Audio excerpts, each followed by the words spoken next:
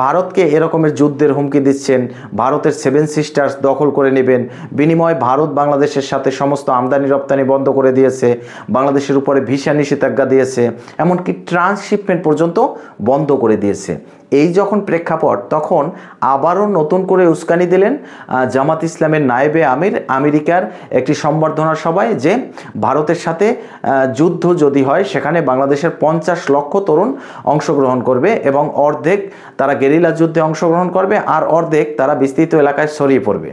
এখন ভারত সেখানে বসে শুধুমাত্র আঙুল চুষবে, কারণ ভারতের তো কিচ্ছু নেই।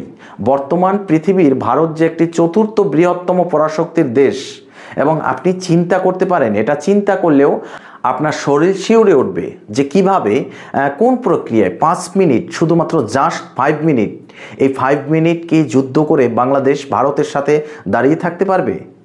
এটা একবারও চিন্তা করলেন জামাতের আমির কিভাবে ভারতের সাথে যুদ্ধের উস্কানি দিয়ে এরকমের বিতর্কিত মন্তব্য করলেন, এবং বর্তমান সময় বাংলাদেশকে পাকিস্তান রূপে কল্পনা করার যে তার এই যে দুঃসাহস, সেটা আমাদের প্রধান উপদেষ্টা ডক্টর মোহাম্মদ ইউনূসের সাথে সফর করে কিভাবে পায়? এই সব কথাগুলো নিয়ে বিভিন্ন রকমের জল্পনা কল্পনা চলছে। এবং বর্তমান বাংলাদেশে কি হচ্ছে? বাংলাদেশে দাঁড়িয়ে, একটি স্বাধীন দেশে দাঁড়িয়ে সেই দেশের জাতীয় সঙ্গীতে বাধা প্রদান করছে এই জামাত ইসলামের লোকজন। এছাড়াও সেই যে মুক্তিযুদ্ধের সময় মানে চিহ্নিত 2 জন রাজাকার, গোলাম আজম এবং নিজামী, তাদেরকে নিয়ে এরকমের স্লোগান দিচ্ছে যে গোলাম আজমের বাংলা, নিজামীর বাংলা। এই যে কথাবার্তাগুলো, এগুলোকে আপনি কিভাবে দেখছেন? কারণ একটি স্বাধীন সার্বভৌমত্ব দেশের বুকে দাঁড়িয়ে যদি এরকমের বিতর্কিত মন্তব্য বা সেই দেশের জাতীয় সঙ্গীতে বাধা প্রদান করা, সেই দেশের স্বাধীনতা বিরোধী শক্তি, সেই যে যুদ্ধ অপরাধী, তাদেরকে নিয়ে স্লোগান দেয়া যে গোলাম আজমের বাংলা, নিজামীর বাংলা, এগুলো আসলে একজন বাঙালি হিসাবে, একটি স্বাধীন দেশের নাগরিক হিসাবে আপনি কতটা সহ্য করতে পারছেন সেটা অবশ্যই কমেন্ট করে জানিয়ে যাবেন। এছাড়াও বর্তমান সময়ে ভারতকে নিয়ে এই সকল বিতর্কিত মন্তব্যের ফলে বাংলাদেশের যে করুণ পরিণতি হবে, যদি ভারত বাংলাদেশ যুদ্ধ লেগেই যায়, তাহলে বাংলাদেশ কি করতে পারবে?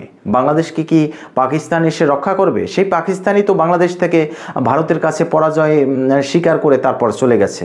এছাড়াও বর্তমান সময় বাংলাদেশকে পাকিস্তানের এএসআই দ্বারা যেভাবে পরিচালিত করা হচ্ছে, এই সকল দিকগুলো আসলে বাংলাদেশকে যে একটি জঙ্গি দেশ হিসাবে পরিচিতি দেবে সেটার আর বেশি বাকি নেই। বর্তমান সময় জামাত ইসলামের এই ধরনের বিতর্কিত কার্যকলাপ এবং তাদের এই সকল বিতর্কিত মন্তব্য বাংলাদেশের ভবিষ্যৎকে একদম ধ্বংস করে দিবে, এ কথাটি নিশ্চিত। এছাড়াও বর্তমান সময়ে ভারত বাংলাদেশের যে শত্রুতা, যদি একটু লক্ষ্য করেন যে 2-3 মাস আগে ভারত তাদের শত্রু দেশের তালিকা প্রকাশ করলো, সেখানে ভারত তাদের শত্রু দেশের 1 নম্বরে